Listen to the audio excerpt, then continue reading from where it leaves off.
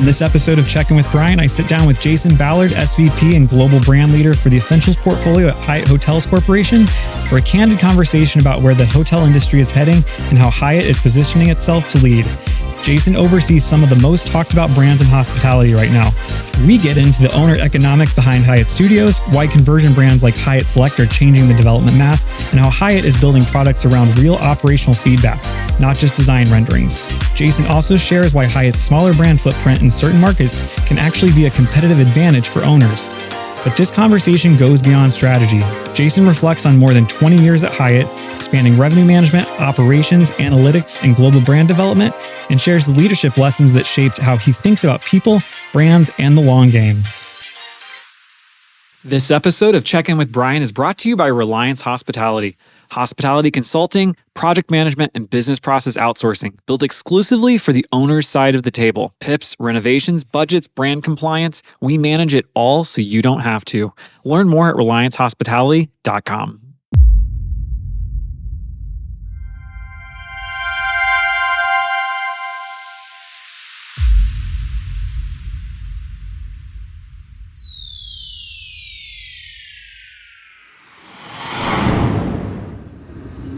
Welcome back, everyone.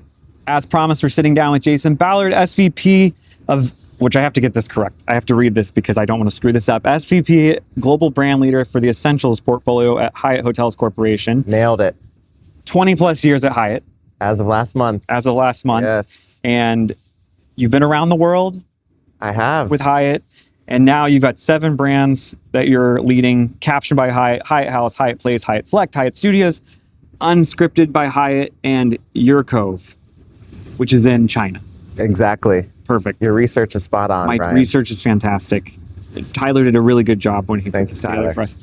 But you and I met with someone working on a Hyatt Studios project. That's right.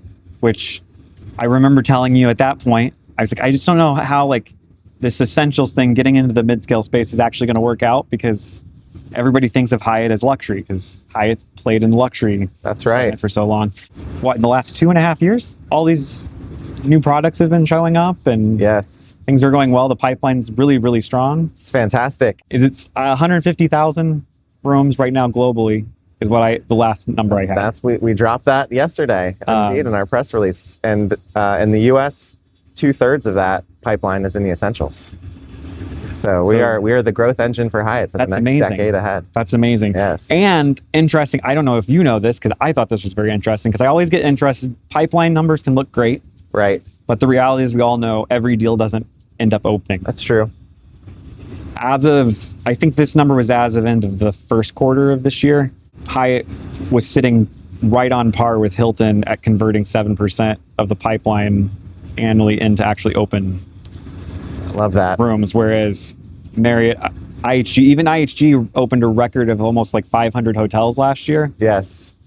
They still came in below the conversion rate when you compare signings to actual opens. That's great. So Hyatt is performing very strong. For sure. And a lot of people are surprised by that, which I was surprised too when I started working on things a couple years ago. But it's been great to see how the brands continued to push ahead. It's going to be amazing to see what happens, because especially with some of these Unscripted collection and all of that coming on board, it's completely new space. And it's not the Regency of the past. No. With the atrium and all of that. Yes. So we still have those wonderful hotels, but now we'll have a complement of many other stay occasions. Exactly. That's great. Which your first one launch was Hyatt Studios. Yes. How many locations are open right now? We have 5 locations open. Perfect. In the southeast and some in the north. We have California coming soon as well. So spreading significantly. A lot of hotels under construction. We've been coming in at a build cost that is right where we'd want to be. Perfect. For this scale. So we have a good return on investment, and excited to see the pipeline continue to grow. So this first quarter, we had record signings for Hyatt, best quarter of our entire history in signings for Essentials, which is amazing. And that is, of course, predominantly due to the launching of Hyatt Studios and Hyatt Select and Unscripted, which all debuted in 2025. So it was a very busy year for Team Essentials. That's amazing.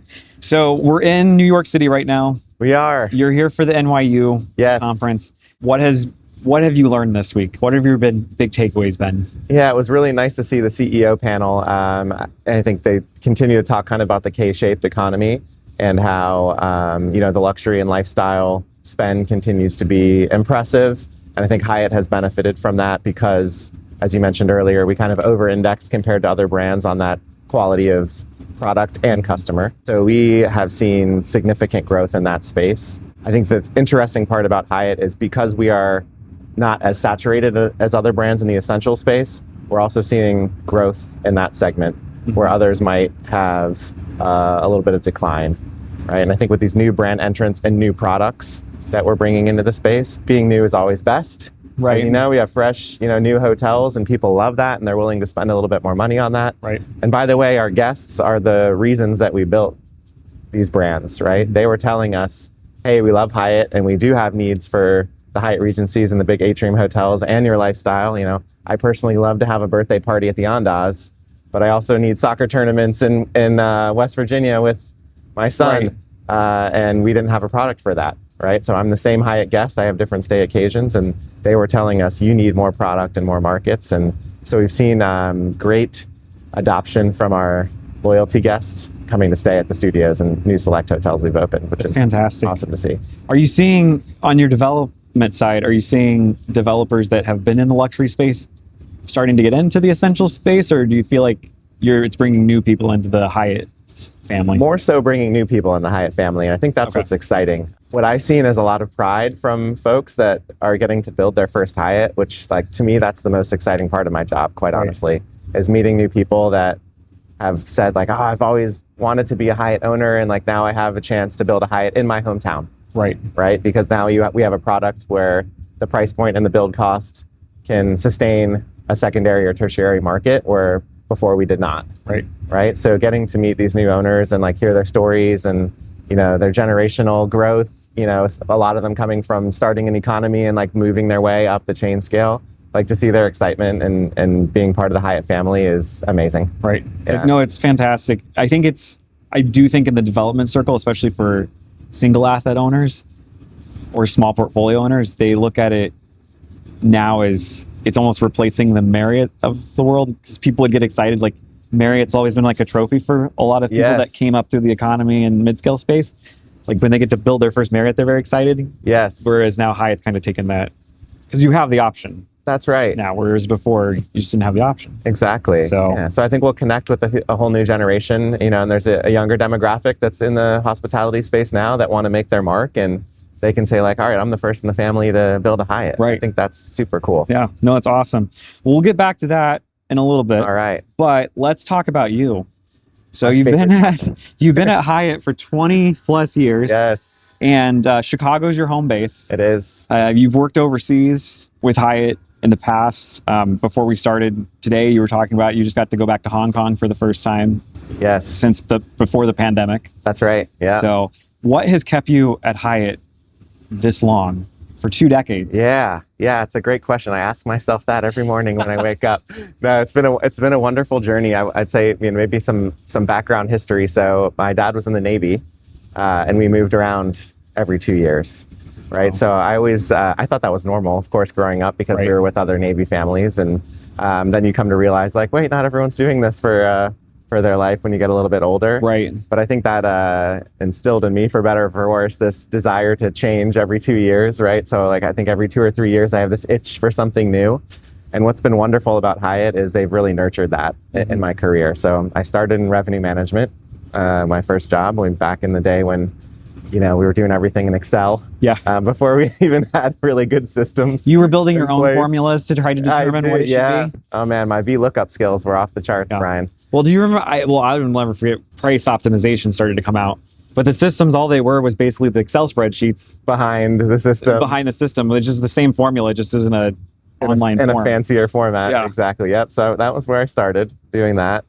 And I just had mentors and leaders and teammates that always pushed me to say if you're interested in something, why don't you follow that path? Why don't you see what it's about? So, I got interested in I'd love to see how hotels open. And my boss, Pete Sears at the time, was very encouraging and said, if you're interested in something, talk to people about it, join projects and learn about it. Like, this is how you're going to grow in the hospitality industry. And that's always stuck with me is Hyatt's allowed me to, I think, keep an entrepreneurial mindset. And if I'm interested in something or want to discover something, they've given me the space to do that and fostered that. So that takes, I think, a really good company culture, and that's what's really kept me around. So they have allowed me to change jobs every two or 3 years. Yeah, that's wild. Exactly. And so it's felt like I've gotten to work for so many different companies over the years, but always with that backbone and that culture that has been a standard. Yeah. And kept you interested, obviously. Exactly. I've been stimulated like since my first day. It's unbelievable. Did you go from what was the first thing you did after revenue management? I moved into operations analytics after that. So my boss, Pete Sears at the time, was the SVP of the Midwest region, which they called the Black and Blue region. Okay. So yeah, we had some, great hotels out there, but they were a bit challenging in the Midwest, compared to the East and the West Coast, which had a little more luxury spin to them. But I got to learn, everything from food and beverage to meetings and events to banqueting to housekeeping and really getting to spend time at hotels and do kind of a corporate management trainee program as well, where I did all the jobs at the hotel. So that was an amazing experience, and having, again, great leaders that basically exposed me to everything from management contracts down to like scheduling for housekeeping. Right. So this very broad. How do you feel like all that skill set has translated into your role today? Yeah, that's a great question. I think it's always been a build. You can lean on the things that you learned in the past. But I think the best part about my career is I always have people that I can rely on because, I've got a reasonably good memory, but I can't remember everything. But I think my strongest skill is I know people that know something. So while I don't know it, I can call somebody and say like, hey, remember me from 18 years ago when I was, working at your hotel? What was that thing that we did with the housekeeping schedule that, really worked? Yeah. So I think relying on the people connections has been really powerful, and I've been blessed to have a great network over these 20 years. No, and it's never burn a bridge. No. You never know when you're going to need to call somebody. I love building those bridges, never burning them. Now, interesting thing, I have read that you never travel without the Sunday New York Times crossword. That is true. It's in my room right now. Oh, wow. I have usually I travel with 2 or 3. I'm like behind. Okay. Right. You've been a little busy. I've been busy. Yeah. And then I also can have like a backup. So if I finish one, there's always one in the hopper. Okay. What started this? Great question. So again, history. My dad was in the Navy, right? And he was a submarine guy. So he'd have like periods of time where he was gone. Okay. And my mom's dad, my grandpa, absolute legend, Charlie, he would come and stay with us for like months at a time, wherever we were stationed. And he, World War II vet, Purple Heart, had like piece of shrapnel in his knee, right? That I literally remember my brother and I, we'd sit at breakfast and he would be having coffee, doing crosswords, and we'd be like moving the shrapnel around in his knee. Right, and that's like one of my early childhood memories, honestly. So he was big into crosswords. My mom was big into crosswords. My brother is the best in the family, unfortunately. I'm pretty much the best at everything else. Okay. And he was very happy that I gave him a shout out in that Wall Street Journal piece about him being better at crosswords, because I usually don't ever admit defeat, but he's the best. So it's not an active dispute anymore? No, I wish it was, but I think he has the New York Times app. Right, the games app. Right. I don't know if you use that at all, but it's fun. I have it on my phone. I don't. You're not okay. Well, I'll get you into it later. Yeah. Brian. Crosswords have never been my thing. Understood. There's other I know words, but what about Wordle? Everyone loves Wordle. I should try Wordle. Yeah, it's pretty popular. Yeah. So, as you said, like your career's taking this winding road. Yes. And I think, if anything, it illustrates the point, especially in our business, don't say no. Love that. You can still start at any, that's one great thing about hospitality. You can start at any level. Yes. And usually work your way. For sure. Up. We have so many stories, our former CEO, Chuck Floyd, starting as a valet guy, my boss, Pete, starting at the front desk and as a bellboy in his career, and then they become executives at Hyatt. It's amazing. I think it's great because it gives you a completely different perspective on everything. Absolutely. You're not, and it puts everybody on the same level. Yes. You've all done the same work. Exactly. At some point. I think it's an opportunity, honestly, for us with the newer generation where people see it maybe more as a job than as a career. When I got into it, I was like, wow, this could be a super cool career. If you like food and beverage, you can do that. You can be a waiter, you can be a chef. You can be a front desk agent, you can clean rooms. Like, there's so much variety. You can be a developer, you can sell people hotels. Right? Like that. When I got into it, I had no idea even like the realm of possibilities that were available in hospitality. Which I think is why so many people accidentally fall in. And then they stick around for 20 years. They stick around for 20 years. Right. Because I feel like there's very few people that actually go to school for hospitality and end up doing it on the long term. I feel like the majority of us ended up because we just happened to start working in a hotel and realize our skills were portable to all these other things. Yeah, exactly. And it's just like I think it's also the people aspect of it, right? The camaraderie that you get at a hotel. Right. Like the shared struggle and being in front of guests and having to solve problems and, then having fun with your colleagues after work and hanging out. It's like being on a sports team. Yeah. Or like my background was performing arts. It's like putting on a show every day. Yeah, like a cast. Yeah, and then you go have a party afterwards. Exactly, and celebrate. And there's enough drama happening in a hotel. For sure. But the stories are endless. Which I always loved that. The one thing I miss about being on property is everyone would always say, oh, this isn't supposed to be something that's shared or whatever. And there's really no secrets in a hotel, which I've always people be like, how did they know? If one person at the hotel finds out, then everyone will know. Exactly. But I use that to my advantage over the years. I would know exactly who to drop the information to if I needed it to spread. That's right. Okay. Because you could tell the one person and then they would... like, this one's going to gossip. Yeah, this one will gossip and tell everybody. So love it. Awesome. So let's talk about Hyatt Studios. Yes. So this was launched as Hyatt's extended stay concept. Yes. Which is still playing in the mid-scale space. But what did it take for you to get that brand built from the ground up? And it had been the first brand really to be built from the ground up since Hyatt Place, correct? Yeah, and we didn't, technically we bought AmeriSuites. I was going to say Hyatt Place technically was not from the ground up. Yeah, but we put our own touch on it and had our own design team, but that was 2006, right, that we were doing that. So, it was 18 years later before we kind of self-built a brand. We'd done a lot of acquisitions over that time, but what was really special about it was, first of all, we had a great outside perspective in Dan Hansen, who was a former owner and CEO at Summit. And he always loved his time with Hyatt and loved the people, and I think got involved in this opportunity to launch a new brand. And his mindset was brands should not be launched by design, right? They should start with the foundation of how they're built. So we literally went out to owners and we asked them, all right, what are the things that are slowing you down on your development sites, or what are the things that are most important? We got into such detail that we were looking at lengths of wood and said, instead of making it 9 feet 6, let's make it 10 feet, because wood comes in that length and you don't have to cut it on site.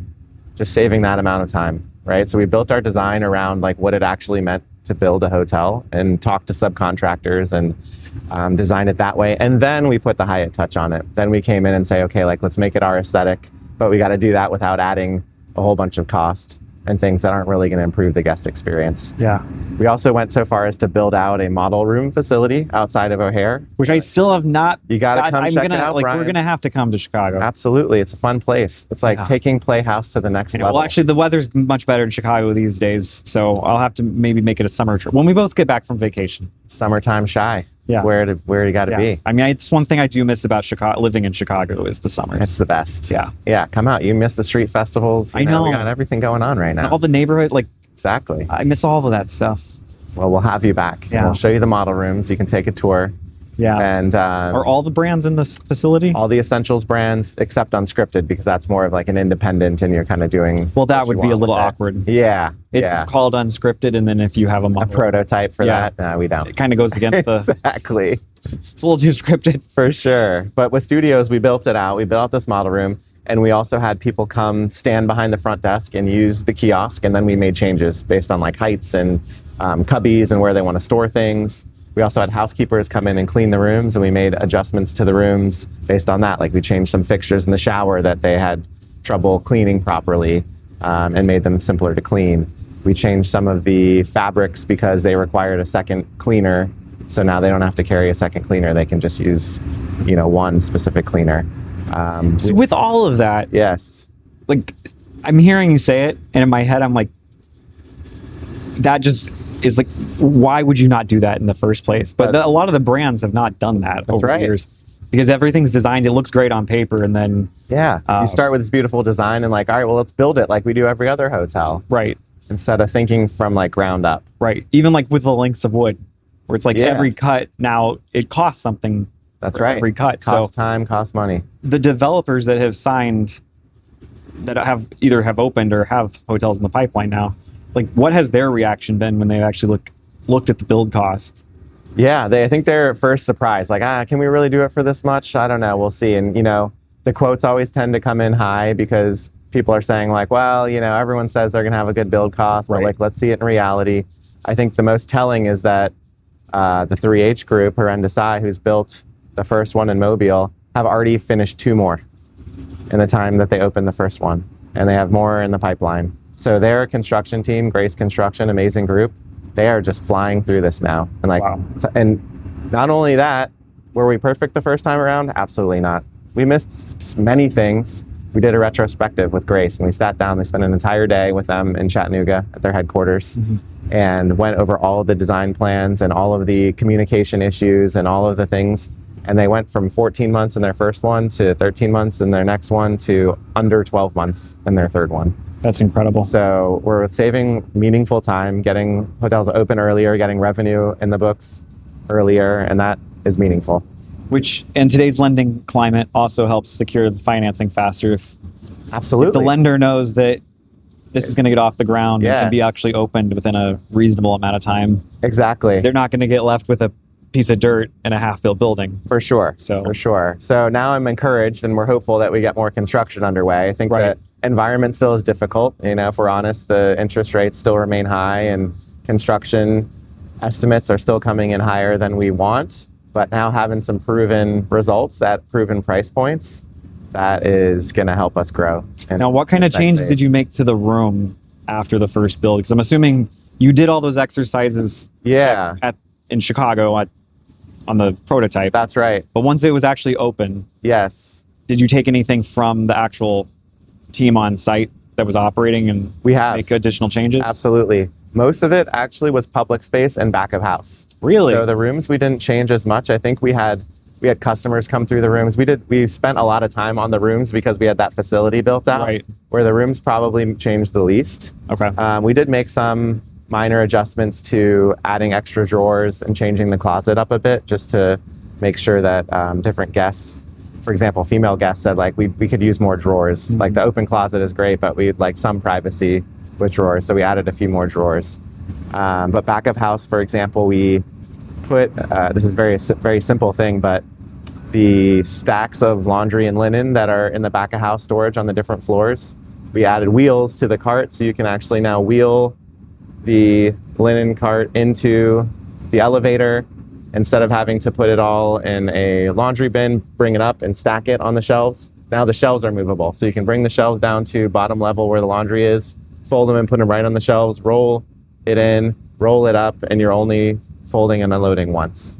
So it's a few minutes saved. And it's a simple fix. A simple fix, but one of our operators said, hey, it'd be great if these shelves weren't, fixed, if we can move them so we could stack them down right when we're doing the laundry instead of transferring them. Right. Save 5 or 10 minutes, but you add that up every day. Again, over the course of a year. Meaningful. Like minutes matter in these brands. And pay rates are not cheap. No, as they once were. Yeah, keep going up. So we're all about efficiency. We're all about learning. And I think part of the greatness of our team has been this openness to feedback and like always listening first. And that's served us really well. Yeah. So with what you did with Hyatt Studios, now you went to Hyatt Select. You launched that last year too. Yes. Which is a conversion brand. Conversion friendly. Which did make me nervous for you. Yes. I was very nervous because I feel like I say this with love evenly across the business. Most major brands don't do a very good job at conversions. Yes. A lot of it's because they allow people that's a whole other episode. But what did you take from the Studios experience into the Select side? Yeah. Knowing that you weren't building a building. from the ground up. For sure. A completely different challenge, right? And I think we started in-house. And that was the nicest part about it, is we have Hyatt Place hotels that, quite honestly, we let pass their renovation cycle due to COVID, right? So we talked about Hyatt is not unique in that. No, and it was the right thing to do at the time for owners, but now it's time to renovate, right? And I think we've been serious about that for the last couple years. The reality, however, is some of the markets that our original Hyatt Places was in, that we call them the Generation 1, those AmeriSuites that we converted, a lot of them were in suburban business parks, and the central business district in that area has moved over the last 20 years. So true. Right? And that's just a lot of post-COVID change, right? Not as many people are going into work, or the areas have moved. So now you have these hotels that maybe aren't earning an upscale rate anymore in ADR, and putting $5 million into a renovation to stay a Hyatt Place isn't financially viable for these owners. And I would say we were thoughtful enough, because, by the way, we owned all these hotels to begin with. Because it's really actually very recent that Hyatt became asset light. For sure. Yeah. Over these last, I think 10 years, we've sold multiple billions of dollars worth of assets. Yeah. I think the last time I checked, I think 2% of the balance sheet at Hyatt is real estate. Yeah. At this point. It used to be 30. Yeah. Right. Which is insane. But you also, Hyatt was slow to adopt that strategy, which everybody else had gotten on board with 10 years prior. But so you own those assets. We did for a long time, so we know them intimately. And you knew what it was, so you knew what everyone was feeling that's right, on your owner's side. That's right. And we had done renovation cycles with them as well. And part of being an owner, I think, is also understanding that perspective and saying, like, if we're not going to do it with our balance sheet, we can't make our other owners do it with theirs. Right. So acknowledging that. We started with looking at our Hyatt Places and saying, okay, if we were to have a best case scenario, what would we do with these products that no longer have an upscale hotel but still have value in the market? And by the way, our guests are telling us you don't have enough locations and you need more locations across the map. I got to go to that soccer tournament. Got to go to that. Kids. Yeah, exactly. Or you have a travel occasion for work and it's in. We literally don't have a single hotel open in West Virginia. Oh wow! It's like it's a state. It is an entire state. Yeah. This idea of looking at our own product and saying we can position this now as an upper mid-scale hotel. We can reduce the renovation cost from $5 million down to like 2.5 or 3. We'll still see an ADR lift because you're renovating, and we can reduce some of the public space, simplify the breakfast, simplify the food and beverage experience, improve the. There's a lot of where those Hyatt Places, if the numbers aren't penciling out, that's where a lot of the bleed is at. Yeah, there's a substantial public space in those buildings, right? And the rooms are huge, by the way, as well. Like the biggest rooms in the market, which I still want to advertise as a very positive thing. It's a very positive thing, yes. But more expensive to renovate, right? So we're very thoughtful about the things in the room that we would change to make it look updated and new, but not go into this process of changing every single thing. So we, again, surveyed guests, found out what's most important to them, and it's like a nice bathroom experience, a nice bed experience. Everything's clean, everything's working, right? And we focused on those issues and got to a very good renovation cost. And we said, now we have a great plan for these Hyatt Places, which, by the way, a lot are now converting to Hyatt Select. So we offered it to... a lot of those may be AmeriSuites Gen 1s? Yes, exactly. Okay. Yep. So we have... Which have historically, I know you won't comment on this probably, but have historically been the worst of the Hyatt Place portfolio. And that's because they aged, because they aged and we hadn't had the renovation cycle. Right. Now we do. So this next phase of these next 2 years, we'll be renovating a lot of Hyatt Places into Hyatt Selects, and they have a place to stay within the Hyatt family. They're more efficient. They're going to be more profitable. And then we thought, like, hey, we're doing this for our own product. Like, why wouldn't we offer this up to other products that are out there to join the Hyatt family? And that was a big unlock for us to say, okay, now we can apply the same thing we've done with our own hotels from Hyatt Place to Hyatt Select. We can do with other assets that want to convert and join the Hyatt family. Yeah. And we've been really thoughtful, I think, most about the public space and the first impression, right? There's not a lot you can do about exteriors of buildings. Can't really change those to look identical. No, and don't paint them. Yeah. People have tried. Right. It never works out well. Ironically, they don't realize the paint will chip. Right? Exactly. And then the exposed brick starts to show through. For sure. So we have an amazing design team led by Katie Pop, and we've done this ourselves with our own money and our own dollars and our own brands, and we feel very confident that we can let other brands in. We're also being selective, right? No pun on the word, but it is Hyatt Select, and only the Select can join. Right. But this opens up so much opportunity right now because of the cost of money and because of the timelines on new builds. It's by far and away the most popular asset class, I would say, at the moment. And I heard that, from a lot of the CEOs on the panel yesterday, that conversions is making up an increasingly large percentage of new deals for hotels over these last few years. Yeah. But with Hyatt Select, you were saying, like, no pun intended, you're being selective. I would imagine there is a big opportunity to take like 4 Points by Sheraton, old, potentially Hampton, and Gen 1s that they're what I would call they need to be put out of their misery because they can't pencil out at those for those brands. Yeah. And maybe, but if you can put $2.5 million in it, it could still. Well, actually, I would say on the 4 Points by Sheraton side, you probably got a really good portfolio there that you could go after. Yeah. Especially ones that were new builds 10 years ago that are up for license renewal. Right. Be interesting to see the next couple of years because that'll be the height, I think, of those new builds opening on the 4 Point side. Right. So it'll be interesting to see how many owners take a look at pivot. Yeah. Yeah. Every hotel has its own story, right? And some were built better than others, and they're built at different times. So there's not like a hard and fast, it's going to be this amount of dollars. And we're very thoughtful. We do a profit improvement walk with every hotel, and we're very upfront with owners about what it's going to cost to become a Hyatt. Mm-hmm. And it's special, again, to be a Hyatt. So we also explain, you spend this money, this is the expectation of return, and this is what you're going to get. So we found it to be a really compelling business case for owners.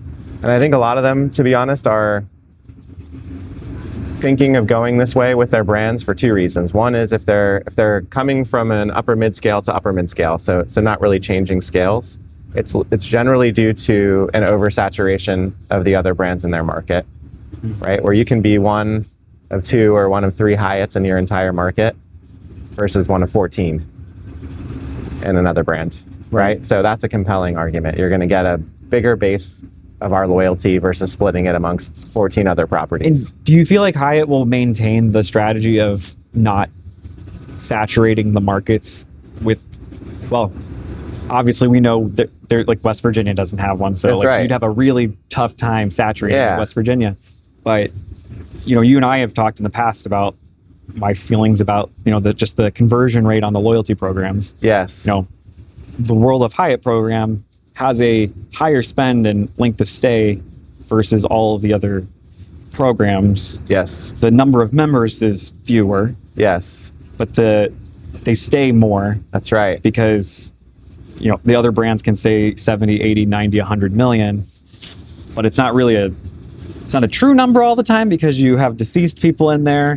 They've done such a big job of like promoting that program that they've got all these people, but they might only stay once a year. That's right. Whereas the World of Hyatt members staying more regularly, and they're spending more too. That's right.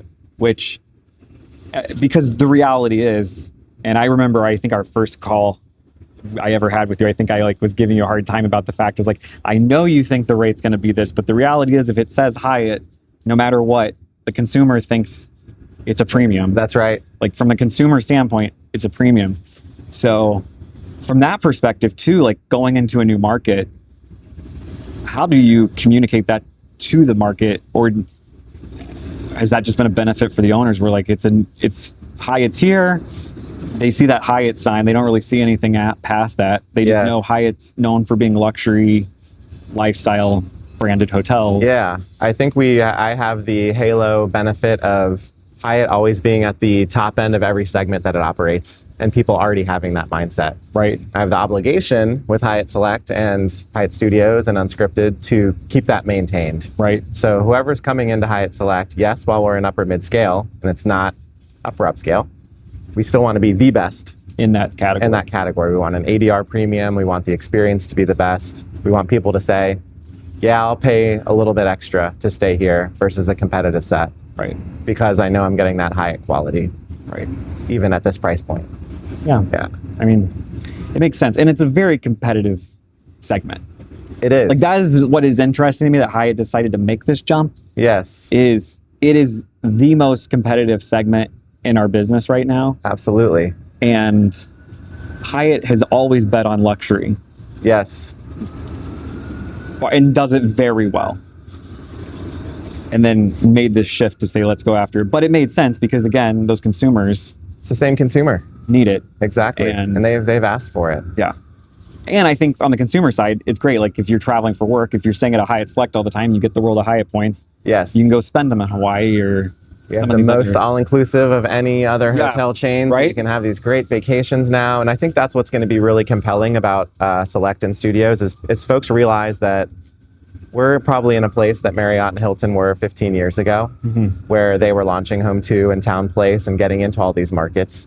Now they've benefited from this much larger loyalty base because they have these hotels. Right. So in addition to our guests saying, yes, we desire to stay in more locations, and the only reason we stay at other hotels is there's not a Hyatt in the market, we also have this opportunity to engage with the new generations that are starting their careers and become loyalty for life with Hyatt. Right. And I think that's the most exciting part for me about Select and Studios is we're going to have so many people that get their first Hyatt experience at these hotels and then grow up with them and then, take their families, their future families on these amazing vacations, because we're always going to continue to lead the way in luxury and lifestyle and lean in on our full service portfolio. Yeah, because I would imagine, I don't see that from an outsider. I don't foresee that ever being something that Hyatt departs from. Right. And has doubled down on, especially like last year with the acquisition or in 24, it was the acquisition of Playa. Yep, Playa, yeah.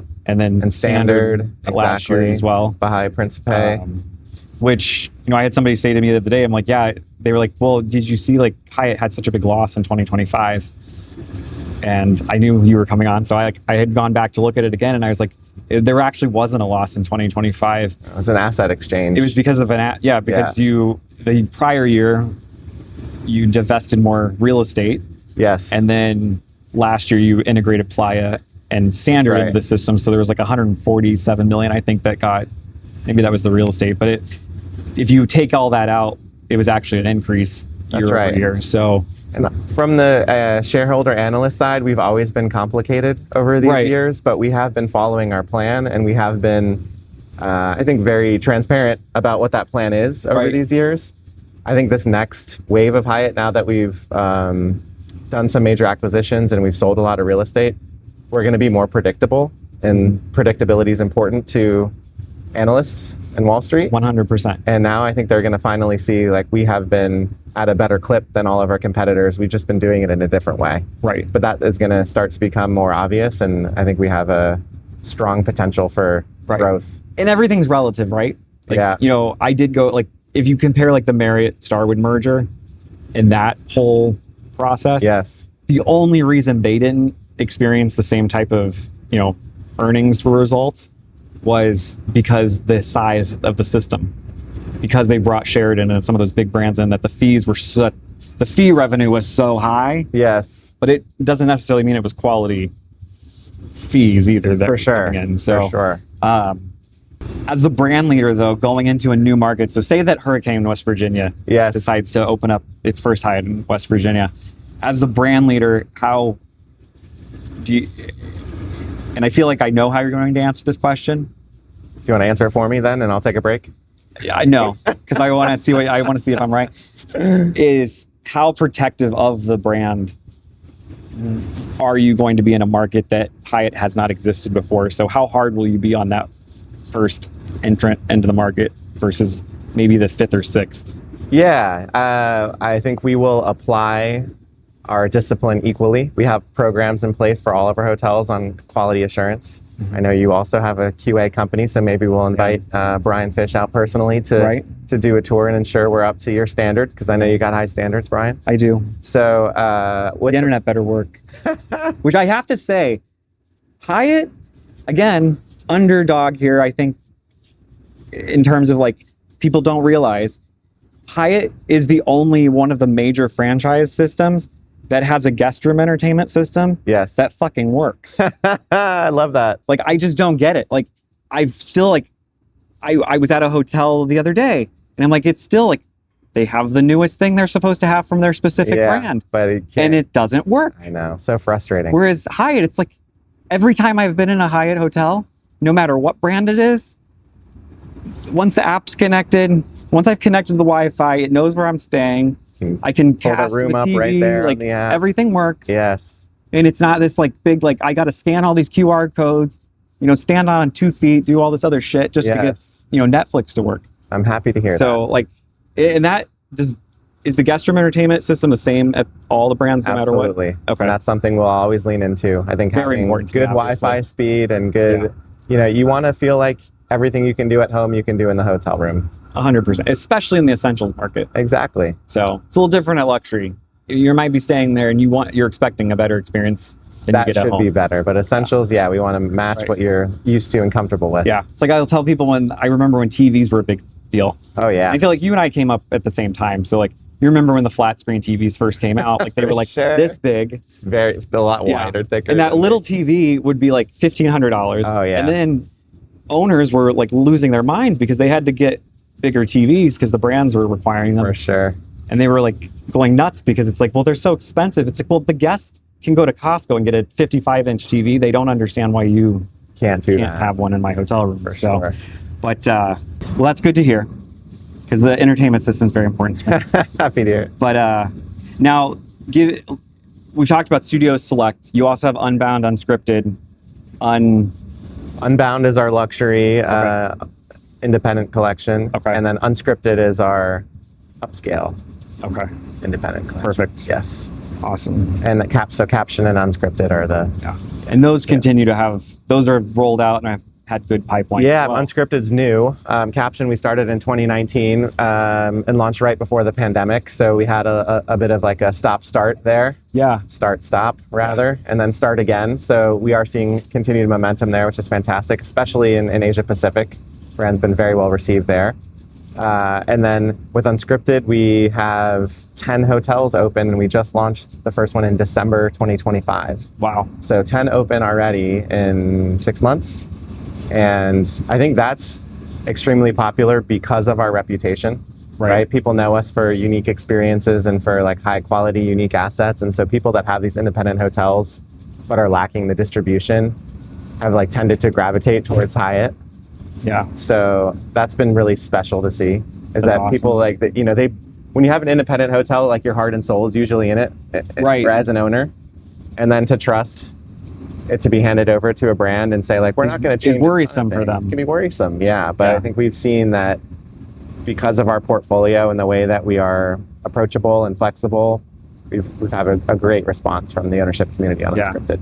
That's fantastic. Yeah. I want to get to Nashville and check out. I want to get to Tennessee and check out. Got to. Caption in Chattanooga and Nashville. Amazing experiences. Tennessee's the place to be. It is. If you're Hyatt. It is. That's and apparently a great tax situation there. So it's like a, great place to retire and outdoor life. I say everybody moves from like LA to for Nashville. Sure. So you and I could talk all day.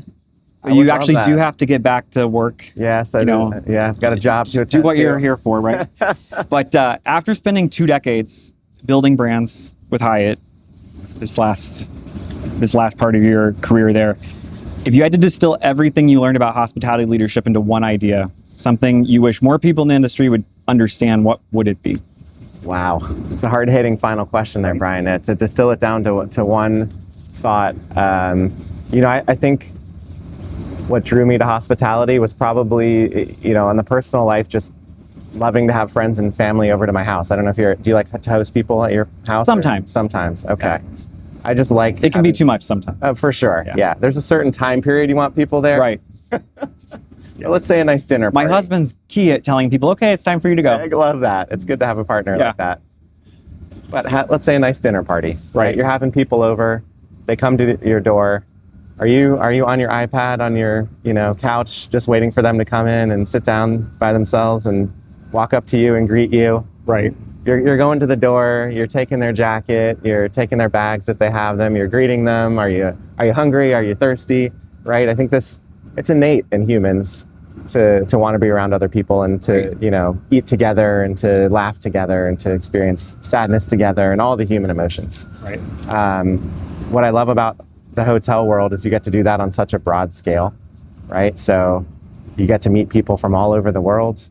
In this job, I've had the pleasure of traveling the world and getting to experience different cultures, which has just changed me as a person.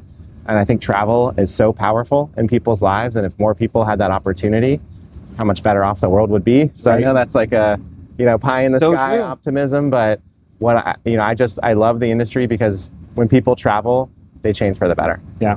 Well, I think when you get to leave and you get to travel, it makes you appreciate where you came from. That's even more. Absolutely true. Yeah, it gives you a new perspective on your life and your upbringing. Yeah, like I love spending time like in the UK. Like I always say I would move there if I could. Yeah. But the reality is there's something about getting on the plane and landing back in the US. Like when you see the flag and everything, it's like you realize you're home. Yes. That you just it feels different. I completely agree. You appreciate things in a completely different way. Well, Jason, this was fantastic. Thank you for having me on. No, Bryan. I hope, and I will get to Chicago. We will definitely look the model room out, and come have a meal with the Ballard family. We'll welcome you like a globalist, like our top Hyatt guest. Yeah, we'll get the Netflix connected right away immediately, and everything will be good. Awesome. Well, thank you so much, Jason, and we'll be right back. So we talked a little bit about the independent operators, that they love their heart is in it. Yes. So a lot of those assets, they've really put blood, sweat, and tears and money into them. So what's the profile for that developer or owner to bring in? Yeah, those have been, I guess, two profiles. One is you're an independent hotel in your hometown and you've created a name and an experience, but you're having trouble marketing and you're having trouble getting more looks. And I think honestly with AI and OTAs and the prevalence of awareness and advertising, being a big brand is a huge advantage, right? We're just way more visible. With guests that are spending more and staying more. That's right. And so they're not getting the looks and they're saying, well, you know, yes, I might have to pay 10 or 15% of my top line to a brand in order to join, but the benefit is going to be significant. We're going to save you on your OTA commissions, on your GDS commissions. We're going to drive rates. We're going to drive awareness. We'll still have a lot of direct bookings, which they don't have at all, generally speaking. So it's a really good value proposition for them to say, I can join this major brand, and I'm also joining a brand that knows independent hotels and knows what it means to have created something and how special that is. Right. Instead of just being, you know, one of 10,000, you're one of a few. And I would think, given Hyatt's history with doing luxury, those owners are probably more... There's a comfortability. Yeah, more comfortable saying, let me bring my baby to... That's right. To this. Exactly. So we've seen an excellent inception in this first wave. And in addition to those independent hotels, we're also doing like nested collections. Okay. So we have those groups that are a little bit bigger. One of our first entrants into Unscripted was the Wink Hotels group in Vietnam, and they have 6 hotels. Oh, wow. They have a great character. They're like kind of fun. They've got the coolest laundry rooms I've ever seen. Really? It's like disco laundry rooms. Oh, that's amazing. Right? And they are amazing, but the same situation. They're like, our highest reputation is amazing in Asia Pacific, as you're aware. Right. We have great assets there. And they were saying, well, we want to keep our identity and we want these hotels to continue to grow and we want the Wink Hotel to grow. We can put it as a nested brand in Unscripted, get the distribution we need, but also keep our identity. That's awesome. And we're seeing more of that kind of come in the US as well, right? Smaller boutique chains that want to have the distribution power of a major brand. I like it. Yeah. And I would imagine, penciling it out, the discount on the OTAs for some of those independent hotels, that alone probably is a good trade. Can cover a lot of the fees. The royalty. Yeah, exactly. And do they still get access to the sales and marketing engine? Yep. Okay. So they'll still be on our Hyatt sales force. They'll still get our regional sales. They'll get our field marketing. And they can choose to sign up for our full suite of revenue management support as well. Awesome. So there was one thing I did want to make sure I asked you, was just talking to people in the business.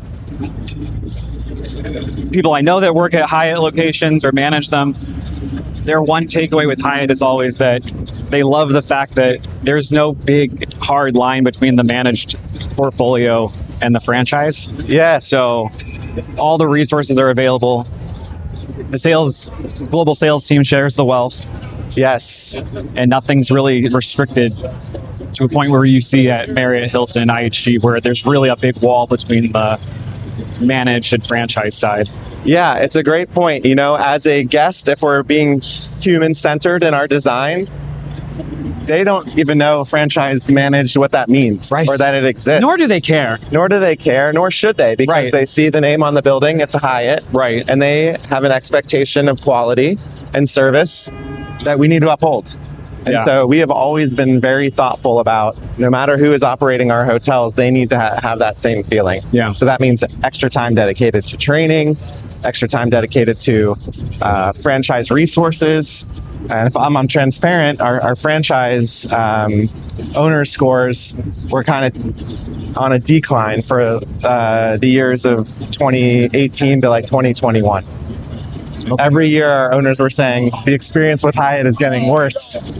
So imagine like having your boss every year sit you down and be like, "You were worse this year than last year, Bryan." And then the second year, they say the same thing. And the third year, they say the same thing. And that was the precipice of creating the Franchise and Owner Relations Group in 2021, which I was very glad to be an opening member of, where we listened to our franchisors and asked them, like, what is it, our franchisees rather, what is it that makes you most excited about working with Hyatt? Right. And they said, well, I want a single point of contact. I want one person I can talk to. So we did that. Which is huge, because some of these organizations, the list is so long. Right? And like, what do you need out of Hyatt in order to feel like you're going to be successful in your commercial experience? Right. We would love revenue management support from experts. We would love to be connected to your sales team. So we did all those things. Just simple things like sending a Teams message to an internal Hyatt person. Exactly. Seems to be like, that was one of the examples I was getting. And we're allowing them on Teams. We allow them on our email. All of our systems are available to them. So there's this experience like I am part of the family as a franchisee. And lo and behold, our scores have gone up every year for the last 4 years since we started down this path, right? Some good listening and some good response. And I think the feedback loop is also helpful. What we always hear on the Hyatt side from our ownership groups and from our operators is we are the most accessible and we're the most flexible. 100%. And I think that's really special with people when it's their asset and it's like their blood, sweat, and their money in it. And they say, I can't even get on the phone with somebody at some other company. Or you have to open a ticket. I have to open a ticket to get back to me. But in this company, I can call someone and I know they're going to help me find an answer. Right. That's so meaningful. That's hospitality. It's awesome. Yeah. Because the reality is that's what we're doing. And if you can't deliver at that level, what expectation are you setting at the if we can't do it for them, why should they be able to do it for the guests? Exactly. So, yeah. Jason, thank you. Thank you, Bryan. Fantastic. Great to we got you back to the Marriott. You did. Thank you. And it's the second, not the best brand in New York, but yeah, people love it. But you should go to the Hyatt Centric or check out. Is there a Studio Select anything in the New York area? Not downtown, because we'll be more in the suburban areas, but we have some coming. Okay. And we're excited to be in New York this week. And thank you for your time, Bryan. Thank you. And to be on the podcast. No, we're glad to have you. And be sure to check out all of Hyatt's options at Hyatt.com and join the World of Hyatt loyalty program. Yes. And download the app. So that's right. Awesome. Well, thank you. Thank you, Bryan. Take care. Check In with Bryan is a production of RH Media Productions, executive produced by Tyler Alexander. The views and opinions expressed in this episode are those of the host and guests and do not necessarily reflect the positions of Reliance Hospitality Global Limited Co., its affiliates, or subsidiaries.